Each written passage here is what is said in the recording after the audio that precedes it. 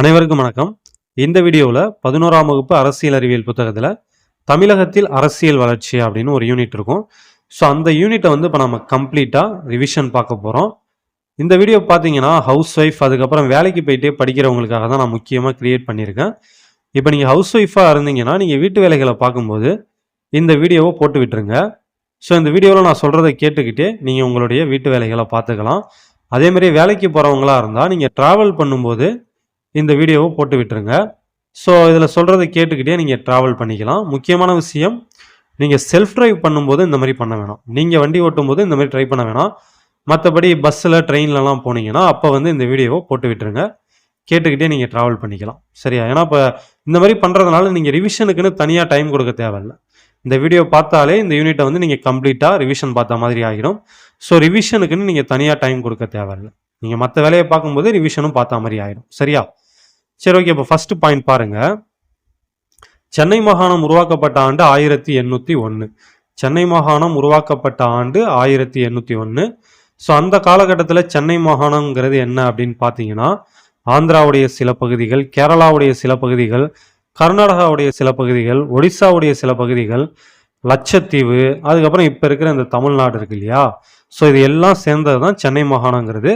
சென்னை மாகாணம் உருவாக்கப்பட்டது 1801. ஸோ அடுத்தது எஃப்டபிள்யூ எல்லிஸ் அப்படிங்கிறவரை பற்றி நாம் பார்க்கணும். இவரை பற்றி ஏன் பார்க்குறோம், இது ஏன் இம்பார்ட்டன்ட் அப்படின்னு பார்த்தீங்கன்னா, தென்னிந்திய மொழிகள், அதாவது தமிழ், தெலுங்கு, மலையாளம், கன்னடம், இந்த மாதிரியான மொழிகள் இருக்கு இல்லையா? இந்த மொழிகள் தனிப்பட்ட மொழி குடும்பத்தை சார்ந்தவைன்னும், அதில் தமிழ் மொழி ரொம்ப பழமையான மொழி அப்படின்னும் ஃபஸ்ட்டு சொன்னது இந்த எஃப்டபிள்யூ எல்லிஸுங்கிறவர் தான். சரியா? அதாவது தென்னிந்திய மொழிகள் தமிழ், தெலுங்கு, மலையாளம், கன்னடம், இந்த மாதிரியான தென்னிந்திய மொழிகள் தனிப்பட்ட மொழி குடும்பத்தை சார்ந்தவைனும், அதில் தமிழ் ரொம்ப பழமையான மொழினும் ஃபஸ்ட்டு சொன்னது எஃப்டபிள்யூ எல்லிஸ் தான். அதுக்கு முன்னாடி வரைக்கும் என்ன ஒரு கருத்தியல் இருந்தது அப்படின்னு பார்த்தீங்கன்னா, இப்போ நான் சொன்ன மொழிகள்லாம் சமஸ்கிருதத்திலிருந்து உருவானவை அப்படிங்கிற மாதிரி தான் அதுக்கு முன்னாடி சொல்லிக்கிட்டு இருந்தாங்க. முக்கியமாக தமிழே கூட சமஸ்கிருதத்திலிருந்து உருவான மொழி தான் அப்படின்னு தான் அதுக்கு முன்னாடி வரைக்கும் சொல்லிக்கிட்டு இருந்தாங்க. பட் அப்படி கிடையாது. தென்னிந்திய மொழிகள் தனிப்பட்ட மொழி குடும்பத்தை சார்ந்தவை, அந்த மொழிகளுக்கும் சமஸ்கிருதத்துக்கும் எந்த சம்பந்தமும் இல்லை அப்படிங்கிற மாதிரி ஃபர்ஸ்ட் சொன்னது இந்த எஃப்டபிள்யூ எல்லிஸுங்கிறவர் தான். இவரை பற்றி இப்போ நம்ம பேசிக்காக சில தகவல்களை பார்த்துடலாம். இது எக்ஸாம் பாயிண்ட் ஆஃப் வியூவில் அவ்வளோ முக்கியம் கிடையாது. பட் இருந்தாலும் அவரை பற்றின சில தகவல்களை பார்த்துப்போம். ஸோ இவர் பிறந்ததுன்னு பார்த்தோன்னா 1777, இறந்தது 1819. ஸோ இவர் யார் அப்படின்னு பார்த்தீங்கன்னா, பிரிட்டிஷோட ஆட்சி இங்கே நடந்தப்ப அவங்களுடைய கவர்மெண்ட்ல வேலை பார்த்த ஒரு குடிமை பணியாளர். ஓகேவா? Civil servant. சரியா? அது குறிப்பாக எங்கே வேலை பார்த்தாரு அப்படின்னு பார்த்தீங்கன்னா, நம்ம மெட்ராஸ் ரீஜியனில் வேலை பார்த்தாரு. அதுக்கப்புறம் 1810 இவர் மெட்ராஸ்க்கு கலெக்டராகவே மாறிடுறாரு. ஓகேவா? மெட்ராஸுடைய கலெக்டராகவே மாறிடுறாரு. அதுக்கப்புறம் 1812 புனித சார்ஜ் கோட்டையில் ஒரு காலேஜ் ஒன்று கட்டுவார். இது நீங்கள் 10th புக்கில் பார்த்தீங்கன்னா 1816 கொடுத்துருக்காங்க. ஸோ கூகுளில் சர்ச் பண்ணும்போதும் ஒரு கரெக்டான ரிசல்ட் நமக்கு வரல. ஸோ ரெண்டுத்தையுமே பார்த்து வச்சுக்கணும். எக்ஸாமில் எது கொடுத்தாலும் நம்ம கரெக்டுன்னு எடுத்துக்க வேண்டியதான், வேறு வழி கிடையாது. ஸோ 1812 இல்லை 1816 புனித சார்ஜ் கோட்டையில் ஒரு காலேஜை கட்டுறாரு. அந்த காலேஜ் எதுக்காக அப்படின்னு பார்த்தீங்கன்னா, இந்த தென்னிந்திய மொழிகளில் என்ன சொல்கிறது, இந்த கம்பெனிக்கு ஆங்கில கிழக்கிந்திய கம்பெனி கீழே வேலை பார்ப்பாங்க இல்லையா, அவங்களுக்கு தென்னிந்திய மொழிகளில் ட்ரைனிங் கொடுக்கறதுக்காக தான் அந்த காலேஜ் அவர் கட்டியிருப்பார். ஸோ இதெல்லாம் அந்தளவுக்கு முக்கியம் இல்லை, இது முக்கியம். சரியா? இந்த எஃப்டபிள்யூ எல்லிஸ் என்ன பண்ணியிருப்பார் அப்படின்னு பார்த்தீங்கன்னா, திருக்குறளில் அறத்துப்பாலிலிருந்து ஒரு 18 அதிகாரத்தை இங்கிலீஷில் டிரான்ஸ்லேட் பண்ணியிருப்பார். சரியா? திருக்குறளில் இருக்கிற அறத்துப்பாலிலிருந்து ஒரு 18 அதிகாரங்களை ஆங்கிலத்தில் மொழிபெயர்த்திருப்பார். இது முக்கியமான பாயிண்ட். ஓகேவா? அடுத்து பாருங்க, அலெக்சாண்டர் டங்கன்ங்கிறவர் தெலுங்கு இலக்கணம் அப்படின்னு ஒரு நூலை எழுதியிருப்பாரு. அந்த நூலுக்கு இந்த எஃப்டபிள்யூ எல்லிஸ் முன்னுரை எழுதியிருப்பாரு. அலெக்சாண்டர் டங்கன் எழுதின தெலுங்கு இலக்கணம் அப்படிங்கிற நூலுக்கு எஃப்டபிள்யூ எல்லிஸ் முன்னுரை எழுதியிருப்பாரு. ஸோ அதில் பார்த்தீங்கன்னா இந்த தென்னிந்திய மொழிகளை பற்றி சொல்லியிருப்பாரு. ஓகேவா? ஸோ இங்கே இருக்கு பாருங்க, நான் ஃபர்ஸ்ட் சொன்ன பாயிண்ட் இங்கே இருக்கு பாருங்க. தொன்மையான தமிழை முதன்மையாக கொண்ட திராவிட மொழி குடும்பம் என்ற கருத்தியலை முதலாக வெளியிட்டவர் எஃப்டபிள்யூ எல்லிஸ். ஸோ ரொம்ப முக்கியமான பாயிண்ட். தொன்மையான தமிழை முதன்மையாக கொண்ட திராவிட மொழி குடும்பம் என்ற கருத்தியலை முதலாக வெளியிட்டவர் எஃப்டபிள்யூ எல்லிஸ். ஸோ அவர் இந்த மாதிரி ஒரு கருத்தியலை சொன்னதுனால அயோத்திதாச பண்டிதர் வந்து அவரை என்ன சொல்லியிருப்பாரு அப்படின்னு பார்த்தீங்கன்னா, தமிழ் மறுமலர்ச்சியின் முன்னோடி அப்படின்னு எல்லிஸை அயோத்திதாச பண்டிதர் பாராட்டியிருப்பாரு. இதுவும் ரொம்ப ரொம்ப முக்கியமான ஒரு பாயிண்ட், நல்லா பார்த்துக்குவாங்க. எஃப்டபிள்யூ எல்லிஸை தமிழ் மறுமலர்ச்சியின் முன்னோடி என பாராட்டியவர் அயோத்திதாச பண்டிதர். ஓகேவா? எஃப்டபிள்யூ எல்லிஸை தமிழ் மறுமலர்ச்சியின் முன்னோடின்னு சொன்னது அயோத்திதாச பண்டிதர். எதுக்காக சொல்றாருன்னா, திராவிட மொழி, அதாவது தென்னிந்திய மொழிகள் தனிப்பட்ட மொழி குடும்பத்தை சார்ந்தவை, அந்த மொழி குடும்பத்துக்கு திராவிட மொழி குடும்பம்னு பேரு, அதுல தமிழ் ரொம்ப தொன்மையான மொழி அப்படின்னு ஃபர்ஸ்ட் சொன்னது எல்லிஸ். அந்த காரணத்துக்காக தான் அயோத்திதாச பண்டிதர் என்ன பண்றாரு, அவரை தமிழ் மறுமலர்ச்சியின் முன்னோடி அப்படிங்கிற மாதிரி சொல்றாரு. ஸோ அதுக்கப்புறம் வந்து ராபர்ட் கால்டுவெல், இவரும் ரொம்ப முக்கியமானவர் தான். ஏன் முக்கியன்ட்டு ஆல்ரெடி எல்லாருக்கும் தெரிஞ்சிருக்கும். ஸோ நாமளும் பார்ப்போம். இவருடைய காலம் பார்த்தோம்னா 1814 டு 1891. ராபர்ட் கால்டுவெல் வாழ்ந்த காலம் 1814 டு 1891. இவர் பார்த்தீங்கன்னா 1838 சென்னை மாகாணத்துக்கு வராரு. ஸோ ராபர்ட் கால்டுவெல் சென்னை மாகாணத்திற்கு வந்த ஆண்டு 1838. ராபர்ட் கால்டுவெல் சென்னை மாகாணத்திற்கு வந்த ஆண்டு 1838. ஸோ அதுக்கப்புறம் பார்த்தீங்கன்னா அவர் எங்கே ஸ்டே பண்ணுறாருன்னா, திருநெல்வேலி பகுதியில் இருக்கிற இடையங்குடி அப்படிங்கிற இடத்துல ஸ்டே பண்ணுறாரு. ஓகேவா? ராபர்ட் கால்டுவெல் ஸ்டே பண்ணியிருந்த இடம் திருநெல்வேலி மாவட்டத்தில் இருக்க இடையங்குடி அப்படிங்கிற இடத்துல ஸ்டே பண்ணியிருக்காரு.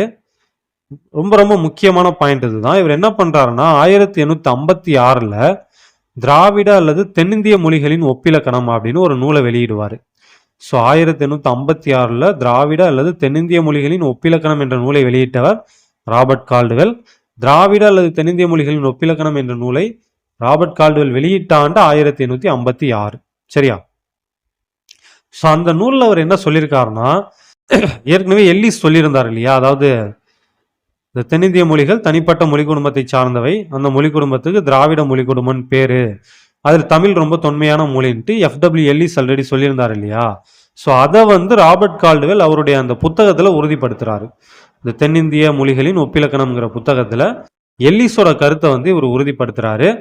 ஸோ அதுக்கப்புறம் பார்த்தீங்கன்னா Robert Caldwell history of Tirunelveli அப்படின்னு ஒரு புத்தகத்தை எழுதியிருக்காரு. ஓகேவா? ஹிஸ்ட்ரி ஆஃப் திருநெல்வேலி என்ற புத்தகத்தை எழுதியவர் ராபர்ட் கால்டுவெல். ஸோ அப்போ இந்த மாதிரி 1816 எஃப்டபிள்யூ எல்லிஸ் சொன்ன கருத்து, அதுக்கப்புறம் 1856 நம்ம கால்டுவெல்லுடைய கருத்து, அதுக்கு முன்னாடியே பார்த்தீங்கன்னா 1834 ஜேம்ஸ் பிரின்சிபே அப்படின்ட்டு ஒருத்தர் இருந்திருப்பாரு. ஸோ அவர் தான் பார்த்தீங்கன்னா இந்த பிராமி எழுத்துன்னு ஒரு வகையான எழுத்து இருக்கும். அந்த பிராமி எழுத்துக்களில் இருந்த கல்வெட்டுகள் எல்லாம் படித்து அது மூலமாக வந்து தமிழ் எவ்வளோ பழமையானது அப்படின்ட்டு அவர் தெரியப்படுத்தியிருப்பார். யார்? ஜேம்ஸ் பிரின்சிபே அப்படிங்கிறவர் 1837 இந்த பிராமி எழுத்துல இருந்த கல்வெட்டுகள் எல்லாம் படித்து அது மூலமாக தமிழ் எவ்வளோ பழமையான மொழி அப்படிங்கிறத வந்து அவரும் தெரியப்படுத்தியிருப்பார். ஸோ அப்போ இது எல்லாம் சேர்ந்து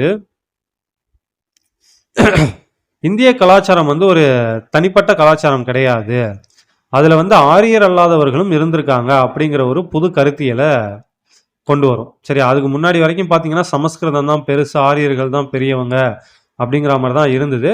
பட் இப்போ நம்ம ஏற்கனவே சொன்ன மாதிரி இந்த 3 பேருடைய ஆய்வுகள் மூலமாக அது வந்து மாறுது. ஸோ இந்திய கலாச்சாரம்ங்கிறது வந்து இந்த ஆரியர்களை மட்டும் சார்ந்த கலாச்சாரம் கிடையாது அப்படிங்கிற மாதிரி அதுக்கப்புறம் மாறுது. ஸோ அதுக்கப்புறம் பாருங்க, இது ரொம்ப முக்கியமான ஒரு பாயிண்ட் தான். இந்த மாதிரி இதை கூற்று காரணமாக கேட்கறதுக்கு வாய்ப்பு இருக்கு. ஐ மீன் கூற்று காரணம் டைப்பில் கொஸ்டினாக கேட்கறதுக்கு வாய்ப்பு இருக்கு. என்ன அப்படின்னு பார்த்தீங்கன்னா 1852 கஜ்லு லட்சுமி நரசுங்கிறவர் பிரிட்டிஷ் இந்தியன் அசோசியேஷன் ஒரு அமைப்பு இருக்கும், அந்த அமைப்பிலிருந்து விலகி மெட்ராஸ் நேட்டிவ் அசோசியேஷன் ஒரு அமைப்பை ஸ்டார்ட் பண்ணியிருப்பார். 1852 கஜ்லு லட்சுமி நரசு பிரிட்டிஷ் இந்திய கழகம் அப்படின்னு ஒரு அமைப்பு இருக்கும், அதிலிருந்து விலகி சென்னை வாசிகள் சங்கம் இல்லைன்னா சென்னை சுதேசி சங்கம்னு சொல்லுவோம். ஸோ அப்படி ஒரு அமைப்பை வந்து அவர் உருவாக்குவார். இதுக்கு என்ன காரணம் அப்படின்னு பார்த்தீங்கன்னா, அந்த காலகட்டத்தில் இருந்த தேசிய தலைவர்கள் பிராமணர் அல்லாதவர்களுடைய பிரச்சனைகளுக்கு வந்து அந்த அளவுக்கு முக்கியத்துவம் கொடுத்துருக்க மாட்டாங்க. ஓகேவா? அந்த காலகட்டத்தில் இருந்த தேசிய தலைவர்கள் பிராமணர் அல்லாதவர்களுடைய பிரச்சனைகளுக்கு சரியான முக்கியத்துவம் கொடுத்துருக்க மாட்டாங்க. ஸோ அதனால தான் கஜ்லு லட்சுமி நரசு என்ன பண்ணுறாருன்னா பிரிட்டிஷ் இந்தியா அசோசியேஷன்லேருந்து வெளியாகி அவர் வந்து தனியாக சென்னை சுதேசி சங்கம் அப்படின்னு ஒரு அமைப்பை உருவாக்குவார். ஸோ அதுக்கப்புறம் நம்ம சென்னை மாகாணத்தை பொறுத்த வரைக்கும் ஒரு பெரிய பிரச்சனையாக இருந்தது என்ன அப்படின்னு பார்த்தீங்கன்னா, இந்த பிராமணர் அல்லாதோர் அந்த ஒரு என்ன சொல்கிறது ரைவல்ரி தான். இப்போ பிராமணர் அல்லாதவருடைய குற்றச்சாட்டு என்னவா இருக்கும்னா, பிராமணர்கள் வந்து மக்கள் தொகையில ரொம்ப கம்மியா தான் இருப்பாங்க. ஆனா எஜுகேஷன், அதுக்கப்புறம் வந்து அரசு பணி இது எல்லாத்துலயுமே பார்த்தீங்கன்னா, அவங்க தான் அதிகமா இருப்பாங்க. ஸோ இது கூட ஒரு ரிப்போர்ட் கூட ஒண்ணு சொல்லியிருப்பாங்க. அத நம்ம பின்னாடி பார்ப்போம். ஸோ அப்ப இதுதான் வந்து சென்னை மாகாணத்த பொறுத்தவரைக்கும் ஒரு பெரிய பிரச்சனையா இருக்கும். அப்ப பிராமணர் அல்லாதவர்கள் என்ன கேட்பாங்கன்னா, எங்களுக்கும் வந்து ரிசர்வேஷன்லாம் வேணும். எங்களுக்கும் வந்து கல்வி நிறுவனங்கள்லயும், அரசு பணிகள்லயும் ரிசர்வேஷன் வேணும். எங்களுக்கும் எல்லாத்துலயுமே ஈக்குவல் ரெப்ரசன்டேஷன் வேணும் அப்படின்னு சொல்லிட்டு கேட்டுக்கிட்டு இருப்பாங்க. ஸோ அப்படி அவங்க கேட்டுக்கிட்டு இருக்கும்போதே 1909ல பார்த்தீங்கன்னா, மிண்டோ மார்லி சீர்திருத்தங்கள்னு ஒண்ணு வெளியாகும். பிரிட்டிஷ் கவர்மெண்ட் என்ன பண்ணியிருப்பாங்கன்னா, மிண்டோ மார்லி சீர்திருத்தங்கள் அப்படின்னு ஒண்ணு ரிலீஸ் பண்ணுவாங்க. ஆனா அதிலயுமே பார்த்தோம்னா, பிராமணர் அல்லாதவர்களுக்கு போதுமான பிரதிநிதித்துவம் இருக்காது. ஸோ அந்த சீர்திருத்தங்கள் வந்து ஒரு என்ன சொல்றது? ஒரு ஏமாற்றத்த தான் குடுக்கும். நான் பிராமின்ஸுக்கு ஒரு ஏமாற்றத்த தான் குடுக்கும். ஸோ இதுல வந்து எத கொஸ்டினா கேட்கலாம்னு பார்த்தீங்கன்னா, இந்த இயர கேட்கலாம். மிண்டோ மார்லி சீர்திருத்தங்கள் வெளியான ஆண்டு 1909. மிண்டோ மார்லி சீர்திருத்தங்கள் வெளியான ஆண்டு 1909. பட் அதுல வந்து நான் பிராமின்ஸுக்கு போதுமான பிரதிநிதித்துவம் இருந்திருக்காது. ஸோ அதுக்கப்புறம் இதுதான் ரொம்ப முக்கியமான ஒரு ரிப்போர்ட் இது. 1913ல அலெக்சாண்டர் ஜோர்டான் கார்டிவ் அப்படிங்கிறவர் ஒரு ரிப்போர்ட் ஒன்று ரிலீஸ் பண்ணுவார். அதில் என்ன சொல்லியிருப்பாருன்னா, மக்கள் தொகையில் பிராமின்ஸ் பார்த்தோம்னா வெறும் 3% தான் இருக்காங்க. மக்கள் தொகையில் பிராமணர்கள் வெறும் 3% தான் இருக்காங்க. ஆனால் கல்வி நிறுவனங்கள் அதுக்கப்புறம் வந்து அரசு பணிகள்லாம் அதிகமாக அவங்க தான் இருக்காங்க அப்படிங்கிற மாதிரி இந்த அலெக்சாண்டர் கார்டிவ்ங்கிறவர் 1913ல ஒரு ரிப்போர்ட் ஒன்று ரிலீஸ் பண்ணியிருப்பாரு. ஸோ இது ஆல்ரெடி வந்து கேட்ட கொஷின் இது, ஓகேவா? அலெக்சாண்டர் கார்டிவ் அறிக்கை வெளியான ஆண்டு அப்படின்ட்டு ஏற்கனவே கேட்டிருக்காங்க 1913. ஸோ அதுக்கப்புறம் பார்த்தீங்கன்னா ரொம்ப ரொம்ப முக்கியமான ஒரு டாபிக். இந்த டாபிக்லேருந்து கொஷின் கேட்காம இருக்கவே மாட்டாங்க. எப்போதுமே ஒரு கொஷினாவது இந்த டாபிக்லேருந்து கேட்டுருவாங்க. என்ன டாபிக் அப்படின்னு பார்த்தீங்கன்னா நீதி கட்சி, ஓகேவா? இந்த நீதி கட்சி எப்போ உருவானுச்சு அப்படின்னு பார்த்தீங்கன்னா 1916 நவம்பர் 20. நீதி கட்சி உருவான ஆண்டு 1916 நவம்பர் 20. இந்த உருவாக்குனது யார் யார் அப்படின்னு பார்த்தீங்கன்னா பிட்டி தியாகராயர், டிஎம் நாயர், அப்புறம் சி நடேசன் அப்படின்னு இருப்பாங்க. ஸோ இவங்கெல்லாம் சேர்ந்து அந்த நீதி கட்சியை உருவாக்கியிருப்பாங்க. நீதி கட்சி உருவான ஆண்டு 1916 நவம்பர் 20. உருவாக்குனவங்க பிட்டி தியாகராயர், டிஎம் நாயர், சி நடேசன், இவங்களாம் சேர்ந்து தான் உருவாக்கியிருப்பாங்க. ஸோ அதுக்கப்புறம் பார்த்தீங்கன்னா 1919ல் மாண்டேகு செம்ஸ்போர் சீர்திருத்த சட்டம் அப்படின்னு ஒரு சட்டம் வரும். இல்லை இந்திய அரசு சட்டம் அப்படின்னு கூட போடுவாங்க. 1919 இந்திய அரசு சட்டம்னு சொல்லுவாங்க. இல்லைன்னா மாண்டேகு செம்ஸ்போர் சீர்திருத்த சட்டம் அப்படின்னு சொல்லுவாங்க. ஸோ இந்த சட்டம் மூலமாக என்ன ஒன்று வந்திருக்கும் அப்படின்னு பார்த்தீங்கன்னா, மாகாணங்களில் இரட்டை ஆட்சி வந்து அறிமுகப்படுத்தப்பட்டிருக்கும். ஓகேவா? அது என்ன இரட்டை ஆட்சினா என்ன அப்படின்னு பார்த்தீங்கன்னா, முக்கியமான துறைகள்லாம் வந்து வெள்ளைக்கான கண்ட்ரோலில் இருந்தது. அதுபோக கொஞ்சம் முக்கியத்துவம் இல்லாத துறைகள் வந்து இந்தியர்கள்ட்ட கொடுத்துருப்பாங்க. ஸோ இது ரிவிஷனுங்கிறதுனால இதை தாண்டி நம்ம போக வேணாம், ஓகேவா? அப்போ தான் நம்மளால் குயிக்காக முடிக்க முடியும். ஸோ அதனால் வந்து சிம்பிளாக பார்த்துக்கலாம். இரட்டை ஆட்சினா ஒன்றும் இல்லை, டிபார்ட்மெண்ட்ஸை ரெண்டாக பிரிச்சுட்டு முக்கியமான டிபார்ட்மெண்ட்டெல்லாம் வெள்ளைக்காரன் வச்சுப்பான். அந்தளவுக்கு முக்கியம் இல்லாத டிபார்ட்மெண்ட் வந்து நம்ம இந்தியர்கள்ட்ட கொடுத்துருப்பாங்க. இப்போ உதாரணத்துக்கு நிதித்துறை வந்து வெள்ளைக்காரன்ட்ட இருக்கும், சுகாதாரத்துறை இந்தியர்கள்ட்ட இருக்கும். ஸோ இந்த மாதிரி, ஓகே, முக்கியமான துறைகள் அவங்க வச்சுக்கிட்டு முக்கியமில்லாத துறைகளை நம்மக்கிட்ட கொடுத்துருவாங்க. ஸோ அதுக்கப்புறம் பார்த்தீங்கன்னா இந்த 1919 இந்த மாண்டேகு செம்ஸ்போர் சீர்திருத்த சட்டப்படி 1920ல் வந்து எலெக்ஷன் நடக்கும். அந்த எலெக்ஷனில் பார்த்தீங்கன்னா இந்த நீதி கட்சி தான் ஜெயிக்கும். 1919 சட்டப்படி 1920ல் எலெக்ஷன் நடக்குது. அந்த எலெக்ஷனில் வந்து நீதி கட்சி தான் ஜெயிக்கும். ஸோ ஜெயிச்சு ஃபஸ்ட்டு சென்னை மாகாணத்துடைய முதலமைச்சரானவர் யார் அப்படின்னு பார்த்தீங்கன்னா சுப்பராயலு, ஓகேவா? முதலில் சென்னை மாகாணத்தின் முதலமைச்சரானவர் சுப்பராயலு. எப்போனா 1920ல். ஆனால் அவர் ஒரு 1 இயர் தான் இருப்பார். 1921 இறந்துருவார். ஸோ அவர் இறந்ததுக்கப்புறம் பனகல் ராஜாங்கிறவர் அடுத்த சிஎம் ஆவார். ஸோ இது போக நீதி கட்சியை பற்றி நம்ம தெரிஞ்சுக்க வேண்டிய ஒரு முக்கியமான விஷயம் என்ன அப்படின்னு பார்த்தீங்கன்னா, அந்த பேர் எப்படி வரும் அப்படின்னா, ஆக்சுவலாக வந்து இந்த நீதி கட்சி ஸ்டார்ட் பண்ணும்போது அதோட பேர் வந்து தென்னிந்திய நல உரிமை சங்கம் அப்படிங்கிற மாதிரி தான் இருக்கும். சவுத் இந்தியன் லிபரல் ஃபெடரேஷன், அதுதான் வந்து உண்மையான பேர். 1916 நவம்பர் 20ல் அவங்க அந்த அமைப்பை ஸ்டார்ட் பண்ணும்போது அந்த அமைப்புக்கு பேர் என்னன்னு பார்த்தீங்கன்னா தென்னிந்திய நல உரிமை சங்கம், இங்கிலீஷில் வந்து சவுத் இந்தியன் லிபரல் ஃபெடரேஷன். அப்புறம் எப்படி நீதி கட்சிங்கிற பேர் வந்தது அப்படின்னு பார்த்தீங்கன்னா, அவங்க வந்து ஒரு 3 நியூஸ் பேப்பரை நடத்திக்கிட்டு இருப்பாங்க. அந்த தென்னிந்திய நல உரிமை சங்கம் என்ன பண்ணுவாங்கன்னா 3 நியூஸ் பேப்பர் நடத்திக்கிட்டு இருப்பாங்க. தமிழில் திராவிடன்னு ஒரு நியூஸ் பேப்பர் நடத்துவாங்க, தெலுங்குல ஆந்திர பிரகாசிகான்ட்டு ஒரு நியூஸ் பேப்பர் நடத்துவாங்க, அதுக்கப்புறம் பார்த்தீங்கன்னா இங்கிலீஷில் ஜஸ்டிஸ்னு ஒரு நியூஸ் பேப்பர் நடத்துவாங்க. இந்த ஜஸ்டிஸுங்கிற அந்த பேர் தான் வந்து அந்த கட்சிக்கு அப்படியே பேராக வந்துடும். ஸோ ஜஸ்டிஸுங்கிற நியூஸ் பேப்பரை நடத்துனதுனால அப்படியே ஜஸ்டிஸ் பார்ட்டி அப்படின்னு மாறிடுது. ஸோ இதுவும் ரொம்ப முக்கியமான ஒரு பாயிண்ட் தான். சரியா? சரி, ஓகே. இப்போ இந்த நீதி கட்சியோட முக்கியத்துவம் என்ன, அவங்க வந்து என்னென்ன பண்ணாங்க அப்படின்னு பார்த்தீங்கன்னா, பஞ்சமர்களுக்கு நிலத்தை ஒதுக்கீடு செய்து கொடுத்தனர். அதாவது பஞ்சமி நிலம் அப்படின்னு சொல்லுவோம்ல, ஆதி திராவிடர்களுக்கு நிலத்தை ஒதுக்கீடு பண்ணி கொடுத்துருப்பாங்க. ஸோ அந்த நிலங்களுக்கு பேர் வந்து பஞ்சமி நிலம் அப்படின்னு சொல்லுவோம். ஸோ அதுக்கப்புறம் இந்த மாதிரி ஒரு கொஸ்டின் கேட்கலாம், ஓகேவா? கூற்று காரணம் டைப்பில் இந்த மாதிரி கேட்கலாம். சிம்பிள் தான் இது, ஓகேவா? இருந்தாலும் நம்ம தெரிஞ்சுக்கணுங்கிறதுக்காக எடுத்திருக்கேன். சில பள்ளிகளில் மதிய உணவு திட்டத்தை பரிசோதனை முறையில் நீதி கட்சி வந்து கொண்டு வந்திருப்பாங்க. எதுக்காக அப்படி செய்வாங்க அப்படின்னு பார்த்தீங்கன்னா, ஒடுக்கப்பட்டோரின் குழந்தைகளுக்கு கல்வி வழங்க சிறப்பு முயற்சியாக வந்து இதை அவங்க பண்ணியிருப்பாங்க, ஓகேவா? ஒடுக்கப்பட்ட மக்களுடைய குழந்தைகளை ஸ்கூலுக்கு வர வைக்கணும்னா என்ன பண்ணலாம் அப்படின்னு அவங்க யோசிக்கும் போது, மதிய உணவு நாம் கொடுத்தோன்னா அந்த சாப்பாட்டுக்காகவே வந்து அவங்க வந்து பசங்களை ஸ்கூலுக்கு அனுப்புவாங்க அப்படிங்கிற மாதிரி இவங்களுக்கு ஒரு ஐடியா வருது. ஸோ ஃபஸ்ட்டு தமிழ்நாட்டை பொறுத்த வரைக்கும் மதிய உணவு திட்டத்தை பரிசோதனை முறையில் அறிமுகப்படுத்தினது வந்து நீதி கட்சி தான். ஸோ அதே மாதிரி அந்த காலகட்டத்தில் பார்த்தீங்கன்னா, எம்பிபிஎஸ் படிக்கணும்னா, அதாவது மருத்துவம் படிக்கணும்னா சமஸ்கிருத அறிவு வந்து அடிப்படை தகுதி அப்படிங்கிற மாதிரி இருக்கும். நீங்கள் வந்து எம்பிபிஎஸ் மருத்துவம் படிக்கணும்னா உங்களுக்கு சமஸ்கிருதம் தெரியணும் அப்படிங்கிற மாதிரி அந்த காலத்தில் இருந்தது. ஸோ அதை வந்து நீக்கினது வந்து நீதி கட்சி தான். ஸோ மருத்துவக் கல்விக்கு சமஸ்கிருத அறிவு அடிப்படை என்பதை நீக்கியது நீதி கட்சி. மருத்துவக் கல்விக்கு சமஸ்கிருத அறிவு அடிப்படை என்பதை நீக்கியது நீதி கட்சி. அதே மாதிரியே இந்த நீதி கட்சியை சேர்ந்த டாக்டர் முத்துலட்சுமி தான் என்ன பண்ணியிருப்பாங்கன்னா, அந்த தேவதாசி முறைன்னு இருக்கும் இல்லையா, அந்த தேவதாசி முறையை ஒழிக்கிறதுக்கு ஒரு சட்டம் கொண்டு வந்திருப்பாங்க. ஆக்சுவலாக அதை பார்த்தீங்கன்னா 1930 அந்த மசோதாவை கொண்டு வருவாங்க. 1947 தான் அது வந்து சட்டமாக மாறும். சரியா? ஸோ அடுத்து பார்த்தீங்கன்னா நீதி கட்சி தான் ஃபஸ்ட்டு இந்தியாவை பொறுத்த வரைக்கும் பெண்களுக்கு வாக்குரிமை கொடுத்தது, ஓகேவா? அதே மாதிரியே மிராசுதாரர் முறையை ஒழிக்கிறாங்க. இந்தியாவை பொறுத்த வரைக்கும் பெண்களுக்கு வாக்குரிமை கொடுத்தது நீதி கட்சி தான். ஃபஸ்ட்டு வாக்குரிமை கொடுத்தது நீதி கட்சி தான். அதே மாதிரி மிராசுதாரர் முறையை அவங்க ஒழிக்கிறாங்க. 1923 காலகட்டத்தில் நிறைய நீர்ப்பாசன திட்டங்களை கொண்டு வராங்க. ஸோ அதுக்கப்புறம் அடுத்து இப்போ நான் சொல்ல போகிற 2 பாயிண்ட்டும் முக்கியம். நீதி கட்சி தான் என்ன பண்ணுறாங்கன்னா 1926 ஆந்திரா பல்கலைக்கழகத்தை உருவாக்குறாங்க. 1926 ஆந்திரா பல்கலைக்கழகத்தை உருவாக்குறாங்க.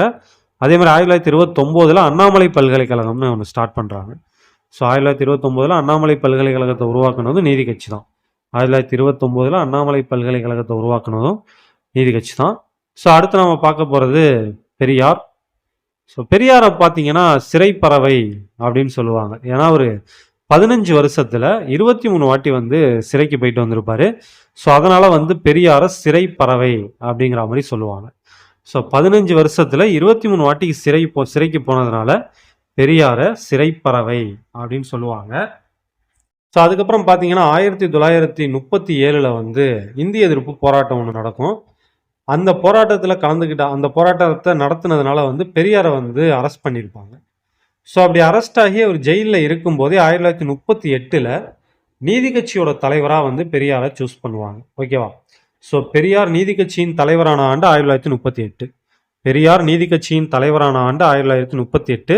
முக்கியமான விஷயம், அவர் தலைவராக தேர்ந்தெடுக்கப்படும் போது அவர் எங்கே இருப்பார்னா சிறையில் இருப்பார். சரியா?